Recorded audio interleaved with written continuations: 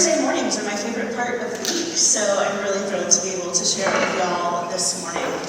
This week, we have an unofficial, official counseling services and youth department takeover. And so we will be hearing from several folks from the counseling department today. Tal Fish and Jen Westurn on music, and Charles Evans will be speaking. And so this morning, first, or Tal, Jen, who's going first? Tal's going first. Okay. First, we'll be hearing from Tal, who studied at UNC School of the Arts as well as here at Elon, and he performs locally. He's a licensed clinical mental health counselor, a licensed clinical addiction specialist, works at counseling services here at Elon, and is also an adjunct professor at Wake Forest University. And Jen Westurn is the program assistant for counseling services and has ample music experience as she serves as the worship leader and band director at Hope River Church for over 20 years. So please help me to welcome Tal and then Jen a little bit later. Good morning, everyone. It's great to be here with you this morning. I'm going to be singing a song called 93 Million Miles by Jason Mraz. I was thinking about getting up here this morning, and I came here as a first-year music theater major 20 years ago this year. So my first time performing at Elon was 2 decades ago, so very grateful to still be a part of this community and to be sharing with you all this morning. So we'll hope the audio does what it's supposed to.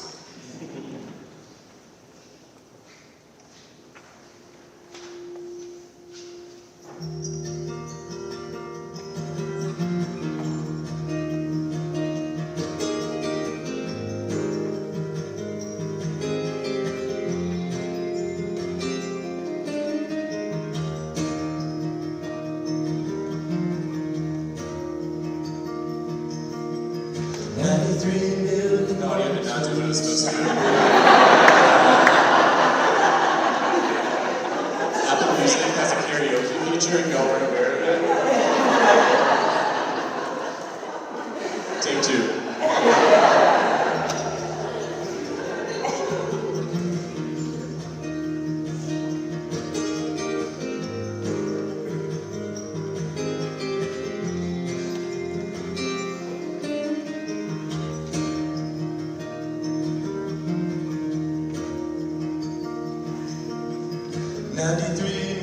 Miles from the sun. People get ready, 'cause here it comes. It's a light, a beautiful light, over the horizon into our eyes. Oh my, how beautiful. Oh my beautiful mother, she told me, son, in life you're gonna go far, and if you do it right, you love where you are. Just know,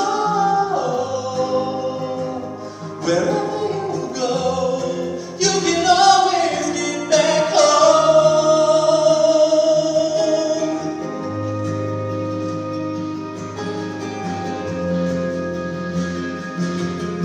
240,000 miles from the moon, we've come a long way to belong here, to share this view of the night, a glorious night. Over the horizon is another bright sky. Oh my, how beautiful. Oh my irrefutable Father, He told me, son, sometimes it may seem dark, but the absence of the light is a necessary part. Just know you're never alone. You can always come back home.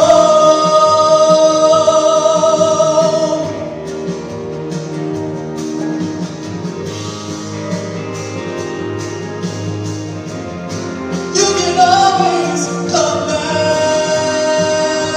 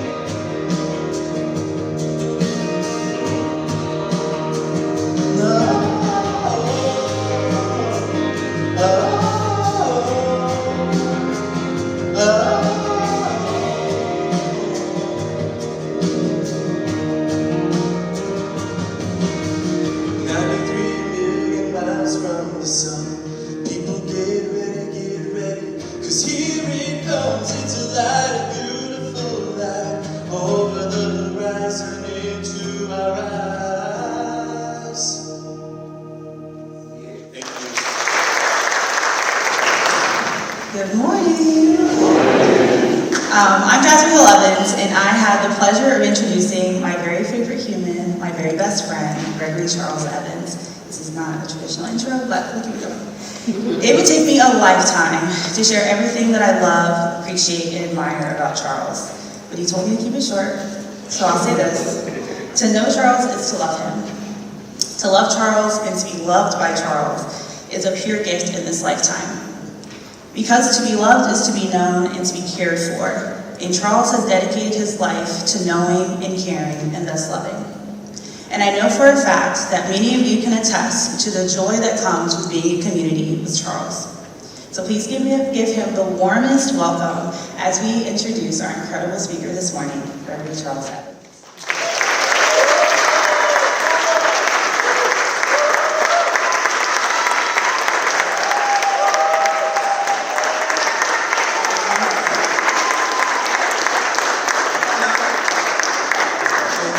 Let me get started. Appreciate y'all for having me. Tell you did your thing. You know I love you, girl. Okay. A year ago today, I lost someone very important to me. So I'd like to begin my time with you all this morning by taking a moment of remembrance and recognition. Everyone in this room is missing someone, and I'm under the belief that the bridge between the earthly and the spiritual realm is in the way that we honor those who transition. So on the count of three, as loud as a yell, or as quiet as a whisper, I would like to honor our loved ones who have transitioned by simply saying their name. Say their name on the count of three. 1, 2, 3. Thank you. All right, let's take a breath. Be where our feet are, and let's get started. Now, I won't be before you long, but under the theme of this year's New Illumination this morning, I'd simply like to take you through 3 pivotal and impactful moments in my life that directly shaped who I am as I stand before you in this moment. The first being a cold and dreary Friday morning, March 27th, 2015. I was 18, a senior in high school. It was my sisters Kayla and Kara's 23rd and 25th birthday, same day, 2 years apart. Makes for a pretty cool story. But this year was different, devastatingly so. You see, instead of us putting up streamers and cards on the family room mantle like we've been doing for decades, my mother, my sisters, and I were headed to Georgetown University Hospital because early that morning, my father's doctor called my mother and said, March 27, 2015, when he was dead. Then I got it. We got to the hospital, about an hour left of his life. Tubes and wires that had been that had been keeping him alive were being removed. Doctors were explaining to my mother what would happen in the coming hours, and I just looked at my dad. This giant of a man, although I was taller than him by then. And although I was taller than him, slowly transitioned from my hero to what could only be described as a vessel. What was supposed to take hours took just minutes, and all of a sudden the lessons, the guidance, the love, and the security of Gregory Evans now had categorically shifted into memories. I grabbed his hand that had covered me my entire life, the hand that I fit into when I was born. And it was cold. And that's how life felt for the better part of 2 years. See, the early years of grieving my father sucked. And I know that doesn't sound very therapist-like. People like to romanticize this thing called grief, but in reality, it's just sucky. Graduated, got to campus, had what some would describe as a pretty good first year. Went abroad, spring of my sophomore year to Morocco, dashed over to Europe a little bit. And was as depressed and anxious as any human being could possibly be. I was in the middle of what was one of my greatest opportunities, and happiness and joy returning into my life felt about as likely as my dad always.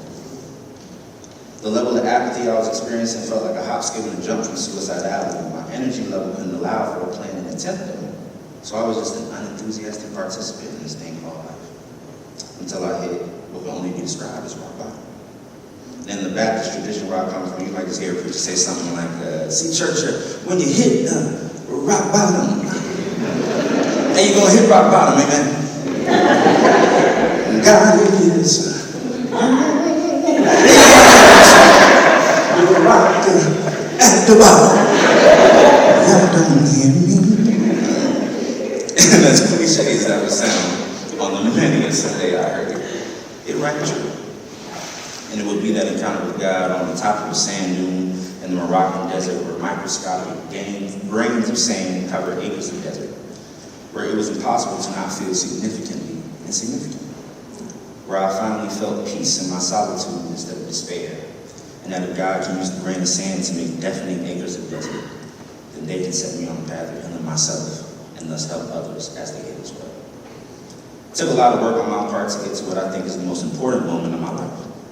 I got back from abroad and was adamant about getting in therapy and putting the pieces of my life back together. I knew I was inside of myself somewhere, but the grief had me feeling disorganized and discombobulated, going through the motions as if I was looking at my own life, but through someone else's lens. I searched high and low for a therapist that looked like me, that felt like a good fit, and came up with nothing. Did some good work with a dope sister who allowed me to stand on good foundation, gave me some good skill sets, and a Prozac prescription. Even still, it was that experience that made me promise to become the resource I was searching for. And I like to think I kept that promise. It's now the summer of 2017, the life is starting to feel a little bit warmer, but I don't think it had anything to do with the season that we were in, because you see, that is the summer that led to the moment that I reconnected with Jasmine Hill Evans. Jasmine Hill at the time. Jasmine, or Jazzo, as I like to call her, transferred to Mount Vernon High School in 2012. She made a name for herself as a track phenom that would eventually get her to Duke University. She was nice, smiley, a little quiet if you ain't know her like that. We ran in different circles, but would exchange a glance of admiration and possibly infatuation from time to time. But it wouldn't be until the summer of 2017 that those feelings caught up to us. Jazza was one of the first people to sing condolences when my dad passed, and throughout college, we like a post or two here and there.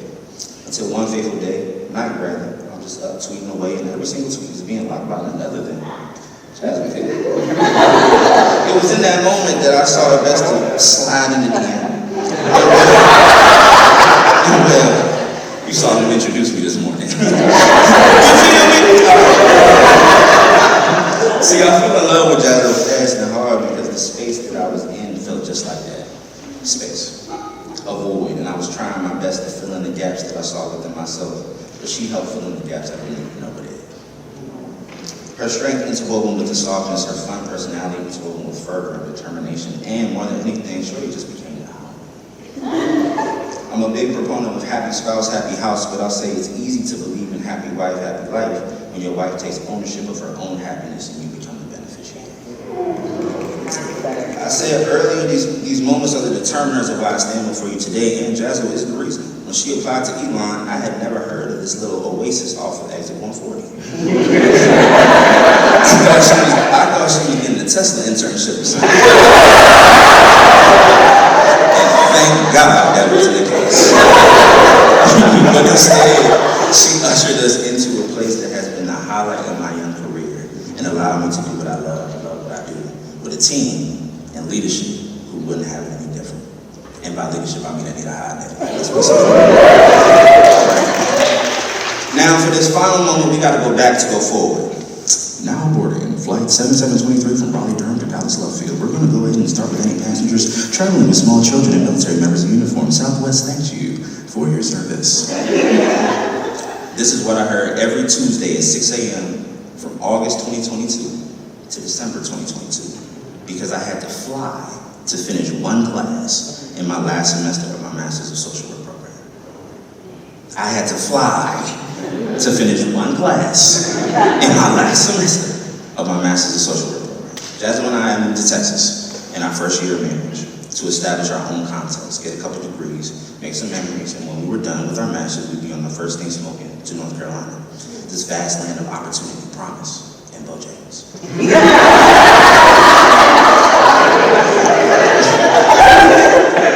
We had flown in to tour some potential apartments, and while we were in a Publix parking lot planning the next few years of our life, I get an email that says the online course, my final course of my Master's, just dropped me for no other reason besides I wasn't a student at the university. I thought that was the whole point. I called them immediately, and when they gave me the reason, I said, y'all are a sister school, and you dropping me isn't very sisterly. What felt like a billion calls, emails, meetings,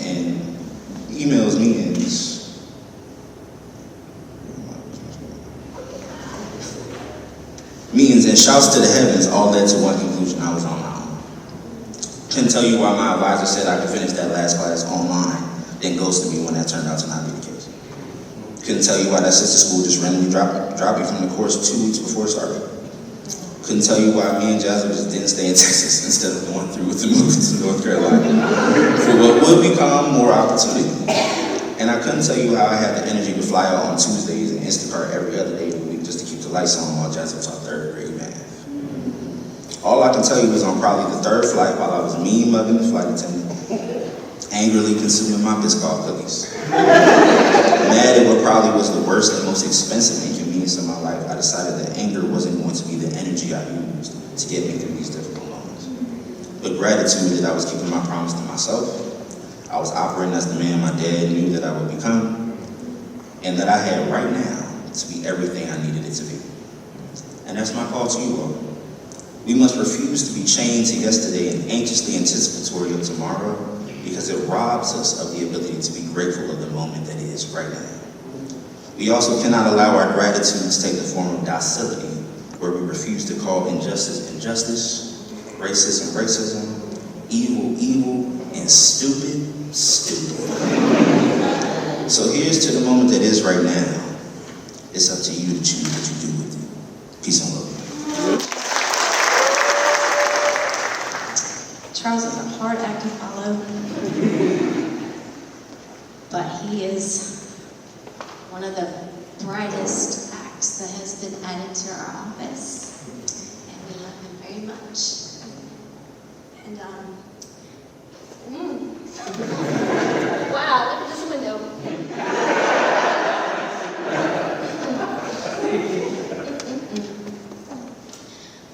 I texted him this week, as I normally do with my pastors when I'm working through worship music, and unfortunately this week I cannot hide behind a band, but just listening to where he was going with his message, and wanting to stay on track with where he was, but also tying in this sacred space of what speaks to my heart, in that how when you see that mountain that's in front of you,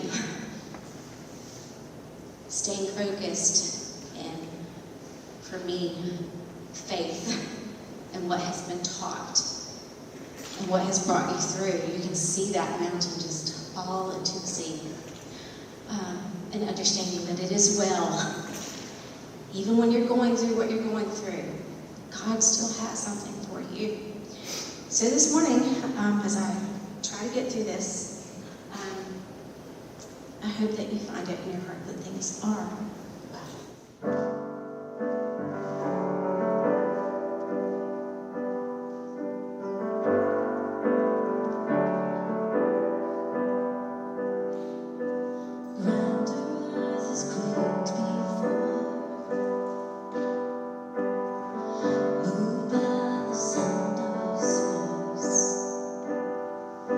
See